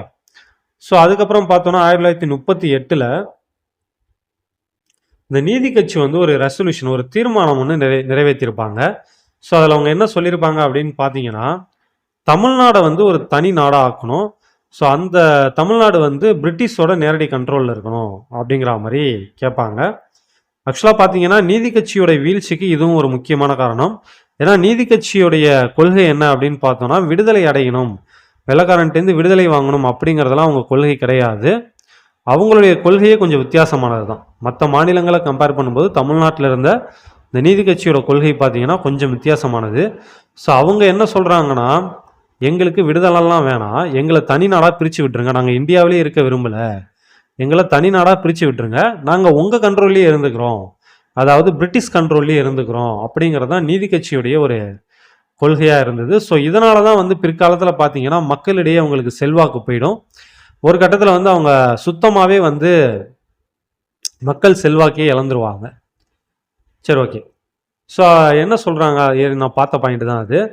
நம்ம அதாவது தமிழ்நாடு வந்து பிரிட்டிஷோட நேரடி கண்ட்ரோலில் இருக்கணும். ஸோ இந்தியாவுக்குன்னு ஒரு செக்ரட்டரி இருப்பார், ஓகேவா? ஸோ அவருடைய நேரடி கண்ட்ரோலில் இருக்கணும் அப்படிங்கிற மாதிரி சொல்லியிருப்பாங்க. ஸோ அதுக்கப்புறம் பார்த்தீங்கன்னா ரொம்ப ரொம்ப முக்கியமான ஒரு பாயிண்ட். ஸோ இந்த மாதிரி கூற்று காரணமாக கூட இதை கேட்கலாம். அதாவது பெரியார் 1925 சுயமரியாதை இயக்கத்தை தொடங்கினார். இதையே ஒரு கொஸ்டினாக கேட்கலாம். பெரியார் சுயமரியாதை இயக்கத்தை தொடங்கிய ஆண்டு 1925. ஸோ இது வந்து மோஸ்ட் ரிப்பீட்டட் கொஷின். நிறைய டைம் வந்து இந்த கொஷினை கேட்டிருக்காங்க. ஏன்னா ரொம்ப முக்கியமான கொஷின் இது. பெரியார் சுயமரியாதை இயக்கத்தை தொடங்கிய ஆண்டு 1925. பெரியார் சுயமரியாதை இயக்கத்தை தொடங்கிய ஆண்டு 1925. ஏன் பெரியார் இந்த சுயமரியாதை இயக்கத்தை ஸ்டார்ட் பண்ணாரு அப்படின்னு பார்த்தீங்கன்னா, ஆக்சுவலாக பிகினிங்கில் பார்த்தீங்கன்னா பெரியார் வந்து காங்கிரஸில் தான் இருப்பார். இந்திய தேசிய காங்கிரஸில் தான் பெரியாரும் இருப்பார். ஆனால் பெரியாருடைய திட்டங்களை வந்து காங்கிரஸ் ஏற்றுக்காது. முக்கியமாக வந்து இப்போ 1925 காஞ்சிபுரத்தில் ஒரு காங்கிரஸ் மாநாடு நடக்கும். ஸோ அந்த காஞ்சிபுரத்தில் நடந்த காங்கிரஸ் மாநாட்டில் பெரியார் என்ன பண்ணுவார்னா, வகுப்புவாரி பிரதிநிதித்துவம் கொண்டு வரணும் அப்படின்னு சொல்லிட்டு ஒரு தீர்மானம் ஒன்று கொண்டு வருவார். பட் அதை வந்து காங்கிரஸில் இருந்த பெருவாரியான தலைவர்கள் ஏற்றுக்க மாட்டாங்க. ஸோ அதனால தான் வந்து அவர் காங்கிரஸை விட்டு வெளில வந்து சுயமரியாதை இயக்கம்னு தனியாக ஒரு அமைப்பை ஸ்டார்ட் பண்ணுறாரு. அதுக்கு முன்னாடி இந்த 1925 இந்த காஞ்சிபுரம் மாநாட்டில் நடந்த இன்சிடெண்ட்டுக்கு முன்னாடியே வாவேசு இருக்கார் இல்லையா, அதாவது வாவே சுப்பிரமணியம், அவர் வந்து ஒரு குருகுலம் ஒன்று நடத்திக்கிட்டு இருப்பார். அந்த குருகுலத்தில் வந்து சாதிய பாகுபாடு இருக்கும். அது வந்து பெரியாருக்கு பிடிக்காது. ஏன்னா அந்த குருகுலம் பார்த்தீங்கன்னா காங்கிரஸுடைய ஃபண்டில் தான் ரன் ஆகிட்டு இருக்கும். வாவேசு தனியாக வச்சு நடத்திக்கிட்டு இருக்க மாட்டார், காங்கிரஸுடைய ஃபண்டில் தான் அது ரன் ஆகிட்டு இருக்கும். ஸோ அங்கேயே வந்து ஜாதிய பாகுபாடு பார்க்கறது வந்து பெரியாருக்கு பிடிக்காது. ஸோ அப்பயே வந்து ஒரு சின்ன ஒரு நெருடல் அவருக்கு வந்துடும். அதுக்கப்புறம் இந்த 1925 காங்கிரஸ் காஞ்சிபுரம் காங்கிரஸ் மாநாட்டில் இவர் கொண்டு வந்த அந்த தீர்மானம் நிறைவேறல அப்படின்ன உடனே ஒட்டுமொத்தமாக காங்கிரஸ்லேருந்து வெளில வந்துடுறாரு. சரியா? இப்போ இதில் இந்த வாவே சுப்பிரமணியம்னு சொன்னோம் இல்லையா, இவரை பற்றி நம்ம ஏற்கனவே பார்த்துருக்கோம். நான் அந்த 12th ஹிஸ்ட்ரி சம்மந்தமாக ஒரு வீடியோ போட்டால் அதில் சொல்லியிருப்பேன். இந்த வாவே சுப்பிரமணியம் தான் வந்து வாஞ்சிநாதனுக்கு துப்பாக்கி சுடுறதுக்கு கற்றுக் கொடுப்பார். சரியா? வாவே சுப்பிரமணியம் தான் வாஞ்சிநாதனுக்கு துப்பாக்கி சுடுறதுக்கு கற்றுக் கொடுப்பாரு. சரி, ஓகே, அடுத்து பார்க்கலாம். அதே மாதிரியே 1938 சென்னையில் ஒரு பெண்கள் மாநாடு நடக்கும். ஸோ அந்த மாநாட்டில் தான் ஈவேராவுக்கு பெரியாருங்கிற பட்டம் கொடுப்பாங்க. ஓகேவா? 1938 சென்னையில் ஒரு பெண்கள் மாநாடு நடக்குது. அந்த மாநாட்டில் தான் ஈவேரா, அதாவது நம்ம பெரியாருக்கு பெரியாருங்கிற பட்டம் அங்கே தான் கொடுத்தாங்க. ஸோ அது காரணம் என்னன்னா, ஒரு பெண் விடுதலைக்கு வந்து ரொம்ப பாடுபட்டார். ஸோ அதனால் பெண்கள்லாம் சேர்ந்து அவருக்கு வந்து பெரியார் அப்படிங்கிற பட்டம் கொடுக்குறாங்க. ஸோ அடுத்து பார்த்தீங்கன்னா இதுவும் ஒரு மோஸ்ட் ரிப்பீட்டட் கொஷின், அடிக்கடி கேட்ட கொஷின் இது. 1929 முதல் சுயமரியாதை மாநாடு செங்கல்பட்டில் நடந்தது. ஓகேவா? முதல் சுயமரியாதை மாநாடு நடந்த இடம் செங்கல்பட்டு. நடந்த வருடம் 1929. முதல் சுயமரியாதை மாநாடு நடந்த இடம் செங்கல்பட்டு. நடந்த வருடம் 1929. முதல் சுயமரியாதை மாநாடு நடந்த இடம் செங்கல்பட்டு. நடந்த வருடம் 1929. ஸோ அதுக்கப்புறம் பார்த்தோம்னா 1937 நடந்த எலெக்ஷனில் வந்து காங்கிரஸ் வந்து ஜெயிச்சிருவாங்க. காங்கிரஸ் ஜெயிக்கிறதுக்கு முக்கியமான காரணம் மகாத்மா காந்தியுடைய வளர்ச்சி. அதுக்கப்புறம் வந்து பெரியாரும் வந்து தேர்தல் அரசியலில் ஈடுபட்டிருக்க மாட்டார். அவர் என்ன பண்ணியிருப்பாருன்னா, சுயமரியாதை இயக்கம் அப்படின்னு ஒரு அமைப்பை உருவாக்கிட்டு அது மூலமாக மக்களுக்கு விழிப்புணர்வை ஏற்படுத்தணும்னு நினைப்பாரே தவிர தேர்தல் அரசியலில் பங்கெடுத்துக்கிட்டு சிஎம் ஆகணும் அப்படிங்கிற ஆசைலாம் அவருக்கு இருக்காது. அடுத்து பார்த்தீங்கன்னா காங்கிரஸ் வெற்றிக்கு இன்னொரு முக்கியமான காரணம் நீதி கட்சியுடைய வீழ்ச்சி. நான் ஏற்கனவே சொன்ன மாதிரி நீதி கட்சி வந்து பிரிட்டிஷ்க்கு சப்போர்ட்டாக இருப்பாங்க. அது ஒரு கட்டத்தில் வந்து மக்களுக்கு பிடிக்காம போயிடும். ஸோ அது போக இன்னும் 2-3 காரணங்கள் இருக்குது. பட் முக்கியமான காரணத்தில் இதுவும் ஒன்று. அவங்க பிரிட்டிஷோடைய ஆட்சியே இருக்கட்டும் அப்படிங்கிற மாதிரி சொல்லிக்கிட்டு இருப்பாங்க. ஸோ அதெல்லாம் ஒரு கட்டத்துக்கு மேலே மக்களுக்கு பிடிக்காதனால நீதி கட்சி வந்து சரிவை நோக்கி போக ஆரம்பிச்சிடும். ஸோ இப்போ 1937 நடந்த அந்த எலெக்ஷனில் பார்த்தோன்னா காங்கிரஸ் ஜெயிக்கிறாங்க. ஓகே, 1937 நடந்த எலெக்ஷனில் காங்கிரஸ் வந்து ஜெயிப்பாங்க.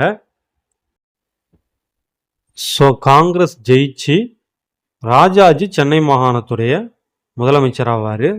ஸோ ராஜாஜி சென்னை மாகாணத்துடைய சிஎம் ஆனதும் என்ன பண்ணுவார் அப்படின்னு பார்த்தீங்கன்னா, ஸ்கூல்ஸில் வந்து ஹிந்தியை வந்து கட்டாய பாடமாக்குவார். பள்ளிகளில் கட்டாய ஹிந்தி திணிப்பை கொண்டு வருவார்.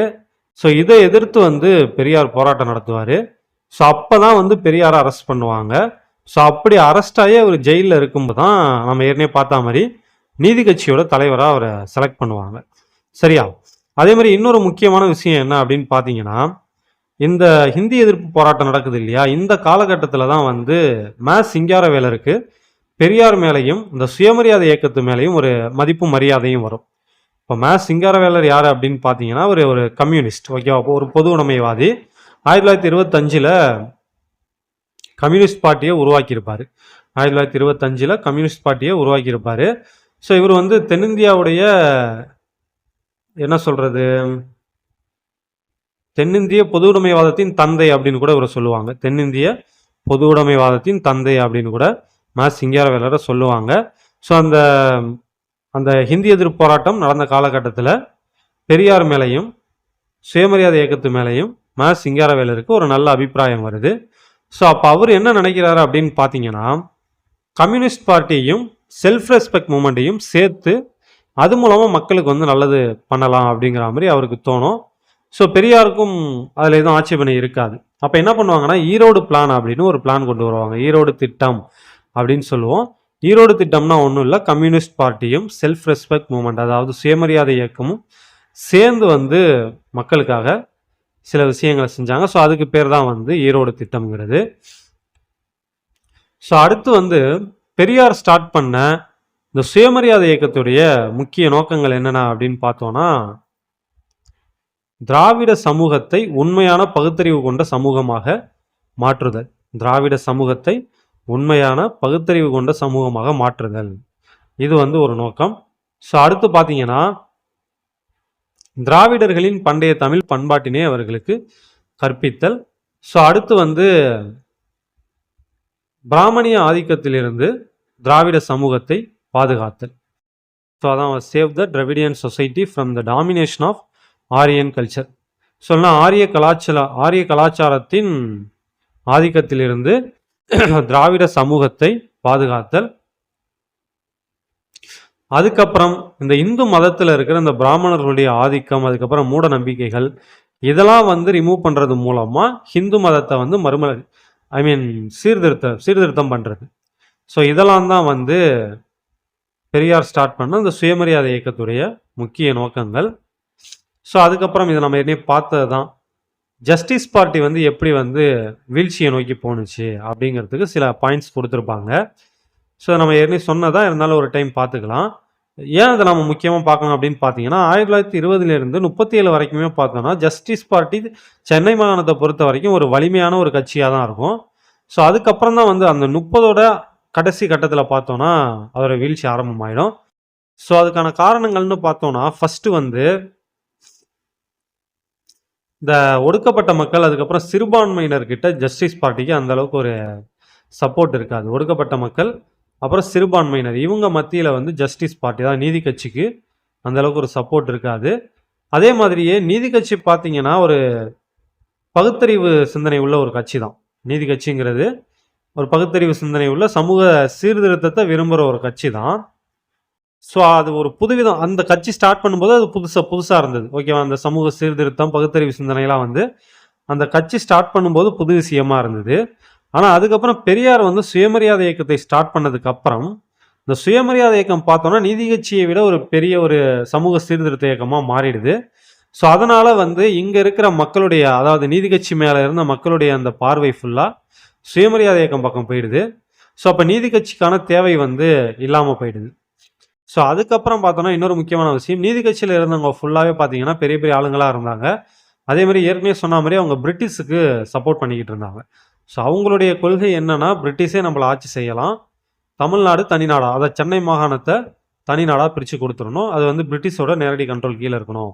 ஸோ அப்படிங்கிற மாதிரி தான் அவங்களுடைய கொள்கை இருந்தது. ஸோ அதுவும் வந்து அவங்களுடைய வீழ்ச்சிக்கு ஒரு காரணமாக இருந்தது. ஸோ இதை கொஷினாக கேட்கறதுக்கு நிறைய வாய்ப்பு இருக்குது. பொதுவாகவே ஜஸ்டிஸ் பார்ட்டியை பொறுத்த, அதாவது நீதி கட்சியை பொறுத்த வரைக்கும் எதையுமே நம்ம விட்டுறக்கூடாது. ஏன்னா கண்டிப்பாக வந்து இதுலேருந்து ஒரு கொஷின் நாம் எதிர்பார்க்கலாம். ஸோ அப்போ 1930களில் நீதி கட்சியுடைய வீழ்ச்சி ஆரம்பமாகுது. அதுக்கான காரணங்கள்னு பார்த்தோம்னா, நீதி கட்சிக்கு ஒடுக்கப்பட்ட மக்கள், அதுக்கப்புறம் சிறுபான்மையினர்கிட்ட அந்த அளவுக்கு ஆதரவு இல்லாம போயிடுது. அதே மாதிரி அந்த காலகட்டத்தில சுயமரியாதை இயக்கம் வந்து ரொம்ப ஒரு மிகப்பெரிய ஒரு சீர்திருத்த இயக்கமாகவும், பகுத்தறிவு இயக்கமாகவும் மாறிட்டு இருக்கு. மாறுன காலகட்டம் அது. ஸோ அதுக்கப்புறம் நீதி கட்சி பார்த்தோம்னா, அதில இருந்தவங்கலாம் கொஞ்சம் ரொம்ப பெரிய ஆளா இருந்தாங்க. அதே மாரி அவங்க பிரிட்டிஷ்க்கு சப்போர்ட்டா இருந்தாங்க. ஸோ இதெல்லாம் தான் நீதி கட்சியுடைய வீழ்ச்சிக்கு காரணம். ஸோ அதே மாதிரி இப்ப 1937ல நடந்த எலக்ஷன்ல நீதி கட்சி தோத்துச்சு. இந்த தோத்ததுக்கான காரணத்த தான் இப்ப பார்த்தோம். காங்கிரஸ் ஜெயிச்சது இல்லையா? அதுக்கு என்னென்ன காரணம் அப்படின்னு பார்த்தோம்னா, முதல் முக்கியமான காரணம் நீதி கட்சியோட வீழ்ச்சி. அடுத்து பார்த்தோம்னா, நம்ம ஏற்கனவே சொன்ன மாரி, பெரியார் வந்து தேர்தல் அரசியல்ல ஈடுபட்டிருக்க மாட்டாரு. தேர்தல் அரசியல அவரு புறக்கணிச்சிருப்பாரு. அடுத்தது பார்த்தோம்னா, மகாத்மா காந்தியோட புகழ் வளர்ச்சி. ஸோ மகாத்மா காந்தி அந்த காலகட்டத்தில ஒரு மிகப்பெரிய லீடரா மாறி இருந்தாரு. நல்ல ஒரு மக்கள் சப்போர்ட் வந்து அவருக்கு இருந்தது. ஸோ இந்த மாதிரியான காரணங்களால தான் 1937ல நடந்த எலக்ஷன்ல காங்கிரஸ் வந்து சென்னை மாகாணத்தில ஜெயிக்கிறாங்க. ஸோ அப்ப காங்கிரஸ் வெற்றிக்கான காரணங்கள் நம்ம எத சொல்லலாம்? நீதி கட்சியோட வீழ்ச்சி. அதுக்கப்புறம் வந்து பெரியார் தேர்தல் அரசியல புறக்கணிச்சிடுறாரு. அதுக்கப்புறம் மகாத்மா காந்தியுடைய புகழ் வந்து ஒரு உச்ச நிலையில அந்த காலகட்டத்தில இருந்தது. ஸோ இதெல்லாம் சேர்ந்து தான் 1937 எலக்ஷன்ல காங்கிரஸ்க்கு வெற்றிய வாங்கி குடுக்குது. ஸோ ஏற்கனவே பார்த்த மாரி 1937ல சென்னை மாகாணத்தில காங்கிரஸ் ஜெயிச்சப்போ, ராஜாஜி வந்து சென்னை மாகாணத்துடைய முதலமைச்சர் ஆவாரு. ஸோ அவரு என்னென்ன பண்ணியிருப்பாரு அப்படின்னு பார்த்தீங்கன்னா, அந்த ஸ்கூல்ஸ்ல வந்து ஹிந்திய கட்டாய பாடமா இது பண்ணியிருப்பாரு. அது வந்து ஒரு விரும்பத்தகாத நிகழ்வா இருந்தாலும், அது போக சில நல்ல விஷயங்களையும் அவர் பண்ணியிருக்காரு. அது என்னென்ன அப்படின்னு பார்த்தோம்னா, ஃபர்ஸ்ட்டு மதுவிலக்க கொண்டு வந்திருப்பாரு. ஓகேவா? ராஜாஜி வந்து மதுவிலக்க கொண்டு வந்திருப்பாரு. ஸோ அதனால கவர்மெண்ட்டுக்கு ஏற்படுற இந்த ரெவென்யூ லாஸ் இருக்குல்ல, வருவாய் இழப்பு இருக்கு இல்லையா? அத சரி பண்றதுக்காக என்ன பண்ணுவாருன்னா, விற்பனை வரிய வந்து அறிமுகப்படுத்தியிருப்பாரு. ஓகேவா? ராஜாஜி மதுவிலக்க கொண்டு வராரு. ஸோ அதனால ஏற்படுற வருவாய் இழப்ப சரி செய்றதுக்காக விற்பனை வரிய அறிமுகப்படுத்துறாரு. அதே மாரி ஜமீன்தாரி முறைய ஒழிச்சிருப்பாரு. ஜமீன்தாரி முறைய ஒழிச்சிருப்பாரு. அதே மாதிரி ஒடுக்கப்பட்டோர் ஆலய நிலையக்கு இருந்த தடையவும் நீக்குறாரு. ஸோ அந்த காலகட்டத்தில வந்து ஒடுக்கப்பட்ட மக்கள் கோயில்களுக்குள்ளலாம் போக்கூடாது அப்படின்னு இருந்திருக்கும் இல்லையா? ஸோ அத வந்து ராஜாஜி நீக்குறாரு. ஸோ அந்த மாரிலாம் இருக்கக்கூடாது அப்படின்னு சொல்லிட்டு அத தூக்குறாரு. ஸோ அதுக்கப்புறம் பாருங்க இன்னொரு முக்கியமான பாயிண்ட் 1944ல சேலத்துல ஒரு மாநாடு நடக்கும். ரொம்ப முக்கியமான மாநாடு. ஏன்னா இந்த மாநாட்டுல தான் நீதி கட்சியுடைய பெயர திராவிடர் கழகம் அப்படின்னு மாத்திருப்பாங்க. இதுக்கான தீர்மானத்த அண்ணா கொண்டு வந்திருப்பாரு. சில இதுல வந்து பெரியார்ன்னு குடுத்திருப்பாங்க. ஸோ அண்ணா, பெரியார் 2ல எது இருந்தாலுமே நம்ம கரெக்ட்ன்னு எடுத்துக்கலாம். ஓகேவா? ஆக்சுவலா பெரியார் அத ரெடி பண்ணியிருப்பாருன்னு நெனைக்கிறேன். அந்த தீர்மானத்த வாசிக்கிறது அண்ணாவா இருந்திருப்பாருன்னு நெனைக்கிறேன். ஓகேவா? ஸோ அப்ப 2ல எது குடுத்தாலுமே நம்ம கரெக்ட்ன்னு எடுத்துக்கலாம்.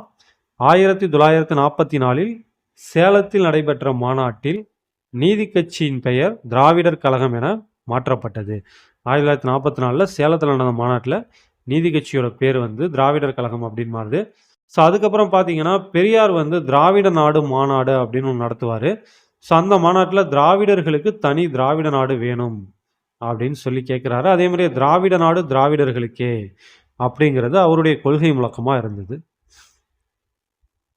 ஸோ அதுக்கப்புறம் பார்த்தீங்கன்னா, 2வது வாட்டி நம்ம தமிழ்நாட்டுல நடந்த ஹிந்தி எதிர்ப்பு போராட்டம். தமிழ்நாட்டுல பார்த்தீங்கன்னா, அந்த காலகட்டத்தில 2 டைம் வந்து ஹிந்தி எதிர்ப்பு போராட்டம் நடந்துச்சு. ஒண்ணு வந்து இந்த 1937 டூ 39 அந்த காலகட்டம். அதுக்கப்புறம் பார்த்தீங்கன்னா, இந்த 1965 காலகட்டத்தில ஒரு ஹிந்தி எதிர்ப்பு போராட்டம் நடக்கும்.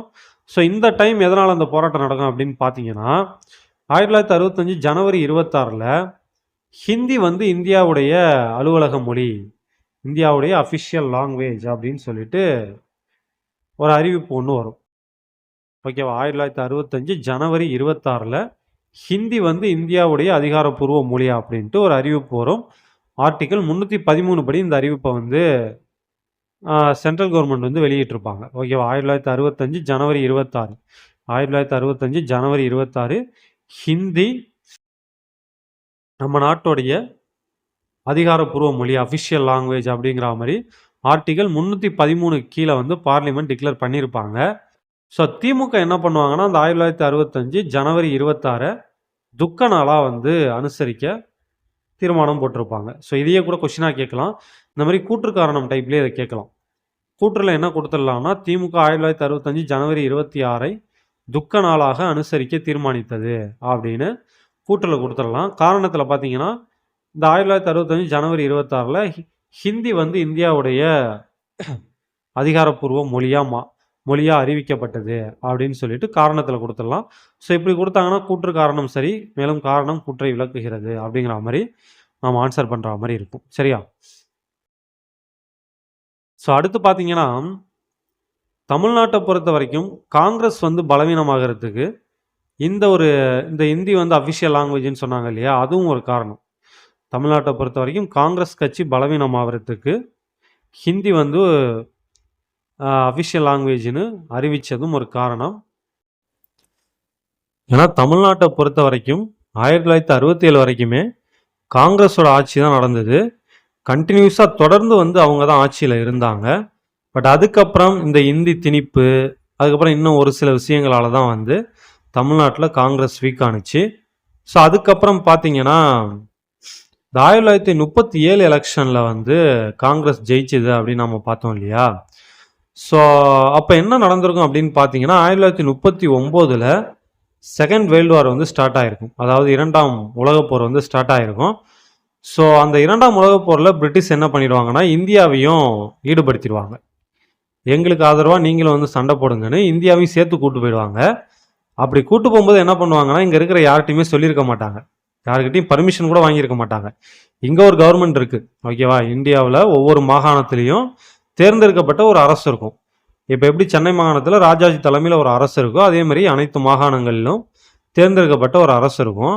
அவங்க கிட்டலாம் கேட்காம இவங்க படியே ஸ்ட்ரைட்டாக என்ன பண்ணுவாங்கன்னா, இந்தியாவை வந்து இந்த செகண்ட் வேர்ல்டு வாரில் இன்வால்வ் பண்ணுவாங்க.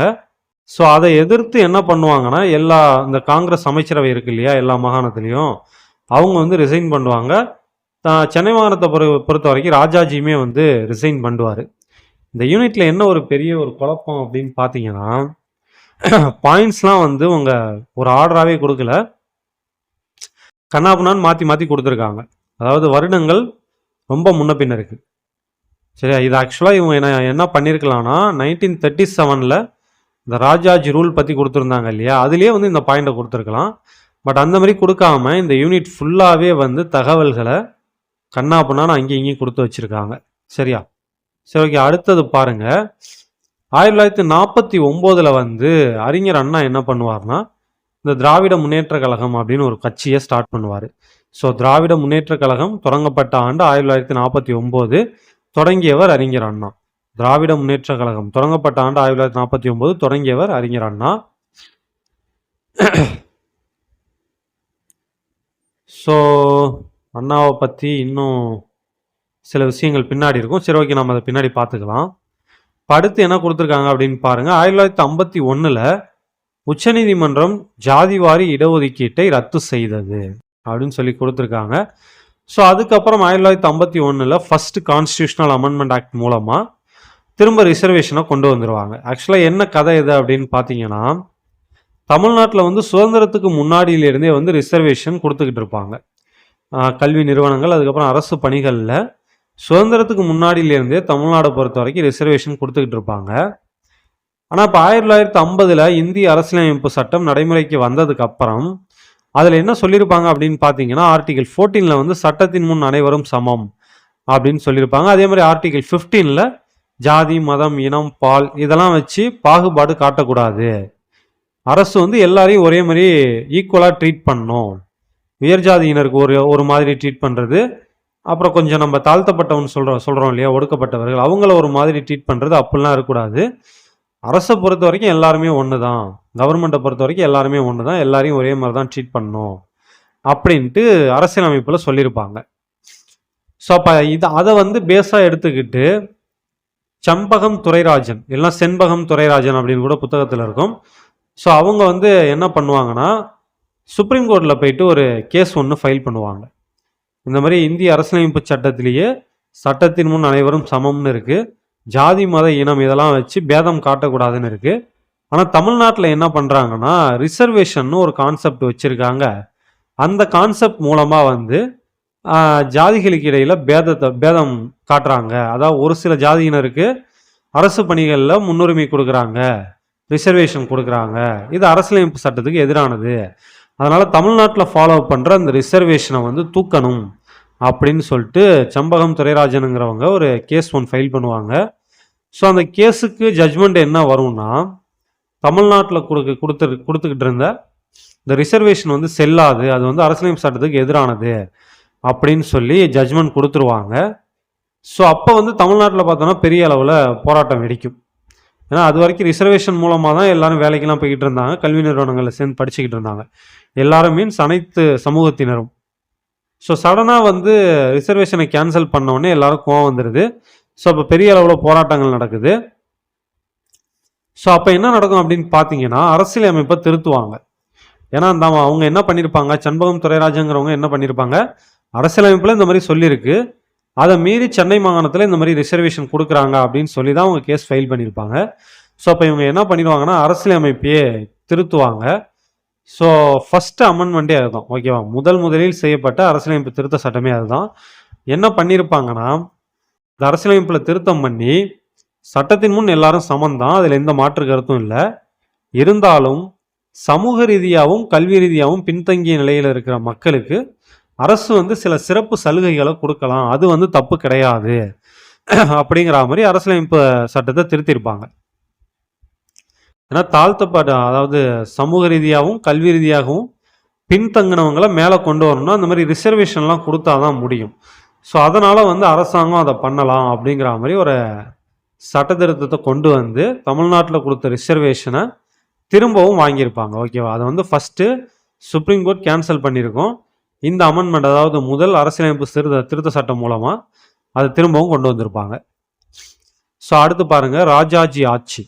நம்ம ஏற்கனவே பார்த்தா 1937 ஒரு வாட்டி வந்து ராஜாஜி சென்னை மாகாணத்துடைய முதலமைச்சராக இருந்திருப்பார். 39 ரிசைன் பண்ணியிருப்பார். ஸோ 2ஆம் உலகப் போரில் இந்தியர்களை ஈடுபடுத்தினதுனால ரிசைன் பண்ணியிருப்பார். அதுக்கப்புறம் இந்தியா சுதந்திரம்லாம் வாங்கினதுக்கப்புறம், குடியரசுலாம் ஆனதுக்கப்புறம் 1952 முதல் பொது தேர்தல் நடக்கும். ஸோ அந்த தேர்தலை பொறுத்த வரைக்கும் சென்னை மாகாணத்தில் காங்கிரஸ் கட்சி தான் ஜெயிக்கும், ராஜாஜி சிஎம் ஆவார். ஸோ இது ரொம்ப முக்கியமான ஒரு பாயிண்ட். இது குடியரசு இந்தியாவில் சென்னை மாகாணத்தின் முதலமைச்சர் ராஜாஜி. குடியரசு இந்தியாவில் சென்னை மாகாணத்தின் முதலமைச்சர் ராஜாஜி. ஸோ இந்த டைமும் ராஜாஜி என்ன பண்ணுறாருன்னா, சில விரும்பத்தகாத நிகழ்வுகளை பண்ணுறாரு. முக்கியமாக வந்து ஸ்கூல்ஸோட எண்ணிக்கையை குறைப்பார். அதுக்கப்புறம் பள்ளிகளில் திரும்பவும் ஹிந்தி திணிப்பை கொண்டு வருவார்.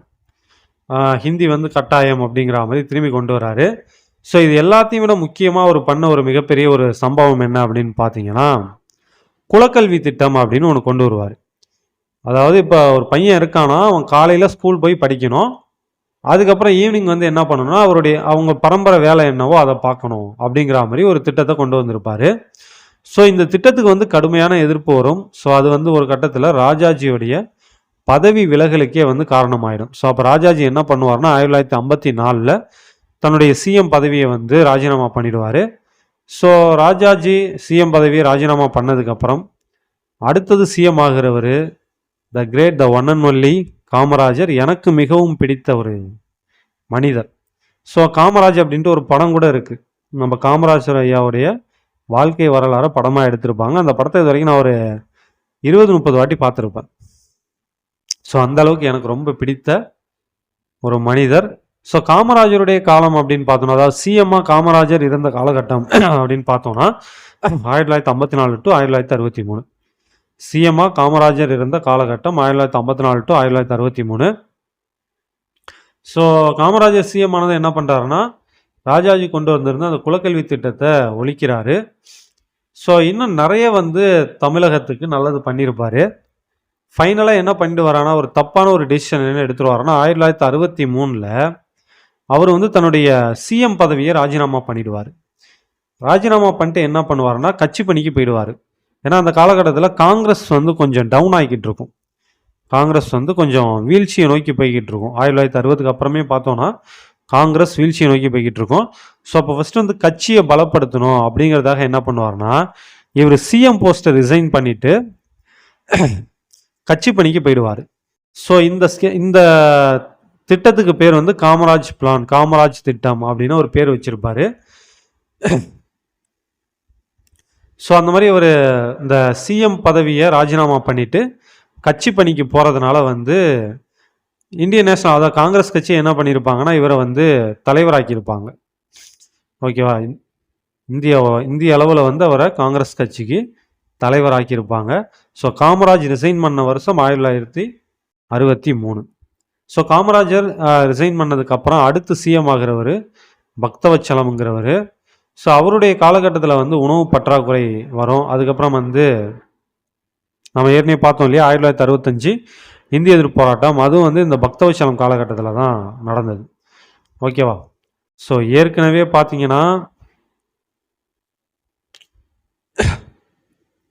ஃபுட் ஷார்ட்டேஜ் இருக்குது, அதாவது உணவு பற்றாக்குறை இருக்குது.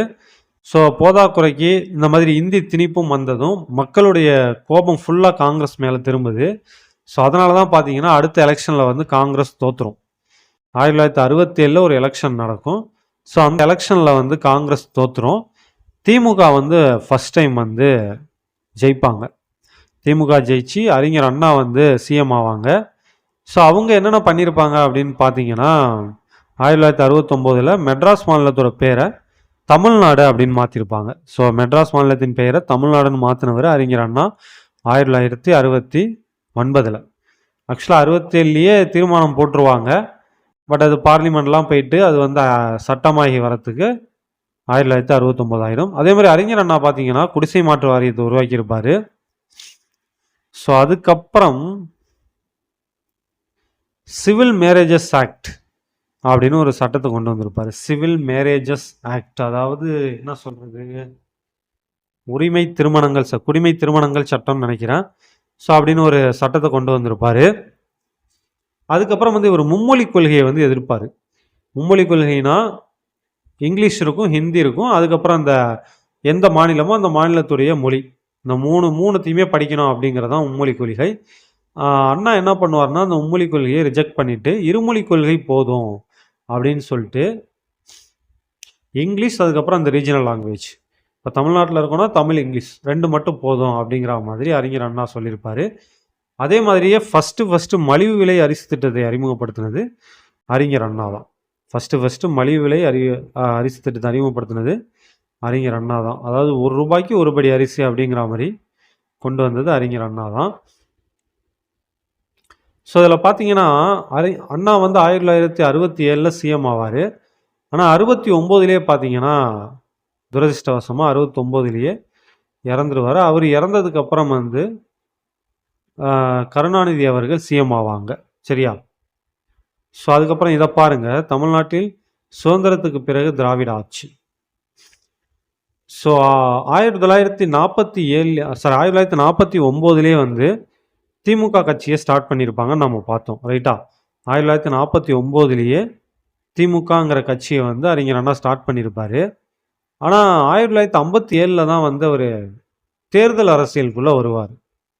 ஸோ அதுக்கு முன்னாடி வரைக்குமே இந்த சுயமரியாதை இயக்கம் மாதிரி தேர்தல் அரசியலை விட்டு விலகி தான் இருப்பார். 1957 தான் தேர்தல் அரசியலுக்குள்ளே வருவார். ஸோ அப்படி அவங்க தேர்தல் அரசியலுக்குள்ளே வரணும் அப்படிங்கிறதுக்காக என்ன பண்ணுவாங்கன்னா, இந்த திராவிட நாடுன்னு ஒன்று கேட்டுக்கிட்டு இருந்தாங்க இல்லையா, அதாவது திராவிடர்களுக்கு தனி நாடு வேணும் அப்படின்னு கேட்டுக்கிட்டு இருந்தாங்க இல்லையா. ஸோ அந்த கொள்கையை வந்து அவங்க விட்டுருவாங்க. ஸோ அந்த கொள்கையை அவங்க விடுறதுக்கு காரணம் என்ன அப்படின்னு பார்த்தீங்கன்னா, அப்போதைக்கு வந்து இந்தியா மற்றும் சீனாவுக்கு இடையே போர் நடந்துக்கிட்டு இருக்கும். அதுக்கப்புறம் இப்போ புதிய தேர்தல் விதிமுறைகள்லாம் கொண்டு வந்திருப்பாங்க. ஸோ அந்த தேர்தல் விதிமுறைகள் படி அவங்க தேர்தலில் போட்டியிடணும்னா இந்த திராவிட நாடு கொள்கையை கைவிட வேண்டிய சுச்சுவேஷனில் இருப்பாங்க. ஸோ அதனால் வந்து திராவிட நாடு கொள்கையை கைவிட்டுருவாங்க. ஸோ வேற என்ன?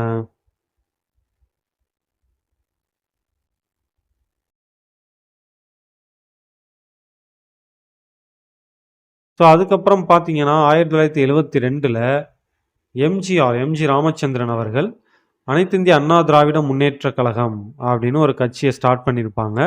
ஸ்டார்ட் பண்ணி 1977 ஆட்சியையும் பிடிச்சிருவாங்க. அதுலேருந்து 1987 வரைக்கும் அவங்க தான் வந்து சிஎம்மாக இருந்திருப்பாங்க. ஸோ இது போக இந்த யூனிட்டில் பார்த்தீங்கன்னா 2 டேப்லெட் காலம் கொடுத்துருப்பாங்க. ஸோ அது ரொம்ப முக்கியமானது தான். ஏன்னா அது ஃபுல்லாகவே டேட்டாஸ் தான் இருக்கும். அடுத்து அதை பார்த்துடலாமா?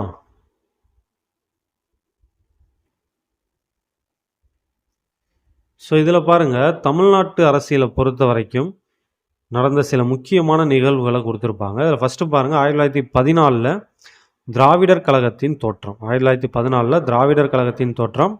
ஆக்சுவலாக பார்த்தீங்கன்னா 1909, இன்னும் சொல்லப்போனால் 1882லேயே வந்து திராவிடர் கழகம் அப்படிங்கிற கான்செப்ட் வந்துடும். பட் இது எந்த பேசிஸில் இது கொடுத்துருக்காங்கன்னு தெரியலை. சரியா? சரி, ஓகே. 1914 திராவிடர் கழகத்தின் தோற்றம். அதுக்கப்புறம் 1916 தென்னிந்திய விடுதலை கூட்டமைப்பு, அதாவது நீதி கட்சின்னு நம்ம பார்த்தோம் இல்லையா? அந்த நீதி கட்சியை உருவாக்குனது வந்து 1916. 1917 தான் நீதி கட்சின்னு பேரை மாற்றுவாங்க. ஓகேவா? ஸ்டார்ட் பண்ணும்போது அந்த அமைப்போட பேர் வந்து தென்னிந்திய விடுதலை கூட்டமைப்பு, இல்லை தென்னிந்திய நல உரிமை சங்கம், அப்படி இல்லைனா இங்கிலீஷில் பார்த்தோன்னா சவுத் இந்தியன் லிபரல் ஃபெடரேஷன் அப்படிங்கிற பேரில் தான் ஸ்டார்ட் பண்ணியிருப்பாங்க. அதுக்கப்புறம் 1917 தான் அதோட பேரை வந்து நீதி கட்சின்னு மாற்றிருப்பாங்க. அதுக்கப்புறம் 1919 மாண்டேகு சென்சோ சீர்திருத்த சட்டம், இது நமக்கு தெரிஞ்சதான், நம்ம பார்த்தது தான். 1925 பெரியாருடைய சுயமரியாதை இயக்கம். 37 ராஜாஜி தலைமையில் காங்கிரஸ் அமைச்சரவை சென்னை மாகாணத்தில் உருவாக்கப்படும். ராஜாஜி சிஎம் ஆவார். 37 இந்திய எதிர்ப்பு போராட்டம் நடக்கும். 44 சேலம் மாநாட்டில் நீதி கட்சியுடைய பெயரை திராவிடர் கழகம்னு பேர் மாற்றிருப்பாங்க. இதுவும் உள்ளே பார்த்துட்டோம். அடுத்து 1949 டிஎம்கே ஸ்டார்ட் பண்ணப்படுது, அதாவது திராவிடன் முன்னேற்ற கழகம் உருவாக்கப்பட்டது. 1946 சென்னை மாகாணத்தை பொறுத்த வரைக்கும் த பிரகாசம் அப்படிங்கிற ஒரு தலைமையில் காங்கிரஸ் அரசாங்கம் ஆட்சி அமைக்கும். 1947 ஓமந்தூர் ராமசாமி முதலமைச்சர் ஆகிறாரு. ஸோ ரொம்ப முக்கியமான விஷயம், இந்தியா விடுதலை அடையும் போது சென்னை மாகாணத்தின் முதலமைச்சராக இருந்தவர் ஓமந்தூர் ராமசாமி. ஓகேவா? இந்தியா விடுதலை அடையும் போது சென்னை மாகாணத்துடைய முதலமைச்சராக இருந்தவர் ஓமந்தூர் ராமசாமி. அதுக்கப்புறம் 1949 குமாரசாமி ராஜா வந்து சிஎம் ஆகிறாரு. 1952 என்ன சொல்கிறது, இந்தியா குடியரசானதுக்கு அப்புறம் முதல் பொது தேர்தல் நடந்த வருஷம் 1952. இந்தியா குடியரசானதுக்கு அப்புறம் முதல் பொது தேர்தல் நடந்த வருஷம் 1952. அதுக்கப்புறம் 1956 மாநில மறுசீரமைப்பு சட்டத்தை கொண்டு வராங்க. அதுக்கப்புறம் 1965 இந்திய எதிர்ப்பு போராட்டம் உள்ளே பார்த்தது தான். 1967 சிஎன் அண்ணாதுரை, அதாவது அறிஞர் அண்ணா தலைமையில் திமுக அரசு அமைக்கிது. ஓகே, திமுக அரசு அமைக்கிது. ஸோ அடுத்து 1969 அண்ணா இறந்துடுறாங்க. 1969 அண்ணா இறந்ததுக்கப்புறம் அடுத்தது வந்து கருணாநிதி அவர்கள் முதலமைச்சர் ஆகிறாங்க. 1972 அனைத்து இந்திய அண்ணா திராவிட முன்னேற்ற கழகம் அப்படின்னு ஒரு புதிய கட்சி எம்ஜி ராமச்சந்திரன் அவர்களால் நிறுவப்பட்டது. அடுத்து 1974 மாநில தன்னாட்சி தீர்மானம் சட்டப்பேரவையில், அதாவது சென்னை மாகாண சட்டப்பேரவை, இல்லை தமிழ்நாடுனே சொல்லலாம், ஏன்னா அந்த காலகட்டத்தில் வந்து தமிழ்நாடுன்னு பேர் மாற்றிருப்பாங்க. ஸோ இப்போ 1974 மாநில தன்னாட்சி தீர்மானம் தமிழ்நாட்டு சட்டப்பேரவையில் நிறைவேற்றப்பட்டது. ஸோ மாநில தன்னாட்சி குறித்த தீர்மானம் தமிழ்நாடு சட்டப்பேரவையில் நிறைவேற்றப்பட்டது 1974. ஸோ அடுத்தது பார்த்தீங்கன்னா, தமிழ்நாட்டில் யாரெல்லாம் சிஎம்மாக இருந்தா 1920 யாரெல்லாம் சிஎம்மாக இருந்தாங்க அப்படின்ட்டு ஒரு அட்டவணை கொடுத்துருப்பாங்க. ஸோ இதையும் பார்த்து வச்சுக்கோங்க, கண்டிப்பாக இதுலேருந்து கொஷின் கேட்க வாய்ப்பு இருக்குது. ஆல்ரெடி நிறைய டைம் கேட்டிருக்காங்க. ஸோ இப்போ ஃபஸ்ட்டு பாருங்கள், இது நம்ம ஏற்கனவே பார்த்தது தான். சுப்பராயலுங்கிறவர் 1920 to 21 வரைக்கும் சிஎம்மாக இருந்திருப்பார். சென்னை மாகாணத்தை பொறுத்த வரைக்கும் சுப்பராயலுங்கிறவர் 1920 to 21 வரைக்கும் சிஎம்மாக இருந்திருப்பார். ஸோ அதுக்கப்புறம் 1921 26 வரைக்கும் பனகல் ராஜா அப்படிங்கிறவர் சிஎம்மாக இருந்திருப்பார். 1921 to 26 வரைக்கும் பனகல் ராஜா அப்படிங்கிறவர் சிஎம்மாக இருந்திருப்பார். அடுத்து 1926 to 30 வரைக்கும் சுப்புராயன், பி சுப்புராயன் அப்படிங்கிறவர் சிஎம்மாக இருந்திருப்பார். 1926 to 30 வரைக்கும் பி சுப்புராயன் அப்படிங்கிறவர் சிஎம்மாக இருந்திருப்பார். அதுக்கப்புறம் 30 to 32 வரைக்கும் பி முனுசாமிங்கிறவர் சிஎம்மாக இருந்திருப்பார். 30 to 32 வரைக்கும் பி முனுசாமிங்கிறவர் சிஎம்மாக இருந்திருப்பார். அதுக்கப்புறம் 32 to 37 வரைக்கும் பொப்பிலி ராஜா சிஎம்மாக இருந்திருப்பாங்க. 32 to 37 வரைக்கும் பொப்பிலி ராஜாங்கிறவங்க சிஎம்மாக இருந்திருப்பாங்க.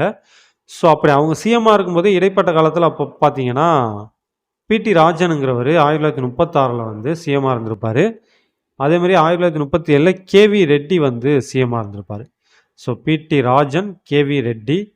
அதுக்கப்புறம் 1937 to 39 Rajaji. Okay, 1937 to 39 Rajaji. So அதுக்கப்புறம் பார்த்தீங்கன்னா 1946-47 காலகட்டத்தில் டி பிரகாசம்ங்கிறவர் சென்னை மாகாணத்துடைய முதலமைச்சராக இருந்திருப்பார். 1946 டு 47 டி பிரகாசம். அதுக்கப்புறம் 47 to 59 1947 to 1949 Omandur Ramasamy. 1947 to 1949 Omandur Ramasamy. சரியா? நான் ஏற்கனவே சொன்ன மாதிரி இந்தியா சுதந்திரம் அடைஞ்சப்ப சென்னை மாகாணத்துறை முதலமைச்சராக இருந்தவர் ஓமந்தூர் ராமசாமி. ஸோ அதுக்கப்புறம் 1949 டு 1952 பிஎஸ் குமாரசாமி ராஜாங்கிறவர் சென்னை மாகாணத்துடைய சிஎம் ஆகிறாரு. 1949 டு 1952 குமாரசாமி ராஜா. ஸோ இது எப்படி கேட்கலான்னா, இந்தியா குடியரசான போது சென்னை மாகாணத்தின் முதலமைச்சராக இருந்தவர் யார் அப்படின்னு கேட்கலாம். பிஎஸ் குமாரசாமி ராஜா. ஸோ அதுக்கப்புறம் ராஜாஜி 1952 டு 54 வரைக்கும் இருப்பார். அதுக்கப்புறம் காமராஜர் 1954 டு 1963 வரைக்கும் இருப்பார். அடுத்து பக்தவச்சலம் 63 டு 67 வரைக்கும் இருப்பார். அடுத்து சிஎன் அண்ணாதுரை 67 டு 69 வரைக்கும் இருப்பாங்க. அடுத்து மு கருணாநிதி அவர்கள் 69 டு 71 வரைக்கும் ஒரு டேர்ம் இருப்பாங்க. அதுக்கப்புறம் 71 டு 76 வரைக்கும் ஒரு டேர்ம் இருப்பாங்க. ஸோ அதுக்கப்புறம் எம்ஜி ராமச்சந்திரன் அவர்கள் 1977 டு 1987 10 வருஷம். ஓகேவா? இந்த 10 வருஷத்துலேயே அவர் இடையில பார்த்தீங்கன்னா ஒரு தேர்தலை வேற மீட் பண்ணியிருப்பார். ஓகேவா? ஸோ அதுலேயும் ஆனால் அவர் தான் ஜெயிச்சிருப்பார். ஸோ இப்போ மொத்தம் 1977லேருந்து 87 வரைக்கும் எம்ஜி ராமச்சந்திரன் அவர்கள் தமிழ்நாட்டுடைய முதலமைச்சராக இருந்தாங்க. அடுத்து பார்த்தீங்கன்னா 1988 கொஞ்ச நாள் ஜானகி ராமச்சந்திரன், அதாவது எம்ஜிஆருடைய மனைவி கொஞ்ச நாள் சிஎம்மாக இருந்திருப்பாங்க. ஸோ அதுக்கப்புறம் பார்த்தோன்னா 1989 டு 91 மு கருணாநிதி. அதுக்கப்புறம் 91 டு 96 வரைக்கும் ஜெயலலிதா அம்மையார் அவர்கள். 96 டு 2001 மு கருணாநிதி திரும்பவும். அதுக்கப்புறம் 2001 ஜெயலலிதா அம்மையார் அவர்கள் திரும்ப சிஎம் ஆவாங்க. பட் ஒரு சில பிரச்சனைகளால் என்ன ஆகும்ட்டா, ஓபிஎஸ் 2001லேருந்து 2002 வரைக்கும் இடைக்கால முதல்வராக இருப்பார். ஸோ அதுக்கப்புறம் திரும்பவும் செல்வி ஜெயலலிதா அவர்கள் 2002 டு 2006 வரைக்கும் சிஎம்மாக இருக்காங்க. அப்புறம் 2006 டு 2011 வரைக்கும் கருணாநிதி. திரும்ப 2011லேருந்து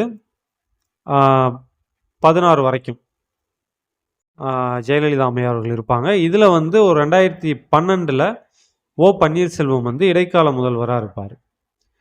ஸோ அதுக்கப்புறம் பார்த்தோன்னா செல்வி ஜெயலலிதா அவர்கள் மே 16 2016லேருந்து டிசம்பர் 5 2016 வரைக்கும் சிஎம்மாக இருந்திருப்பாங்க.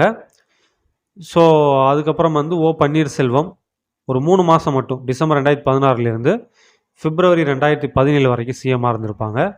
அதுக்கப்புறம் எடப்பாடி கே பழனிசாமி அவர்கள் 16 பிப்ரவரி 2017லேருந்து மே 2021 வரைக்கும் இருந்திருப்பாங்க.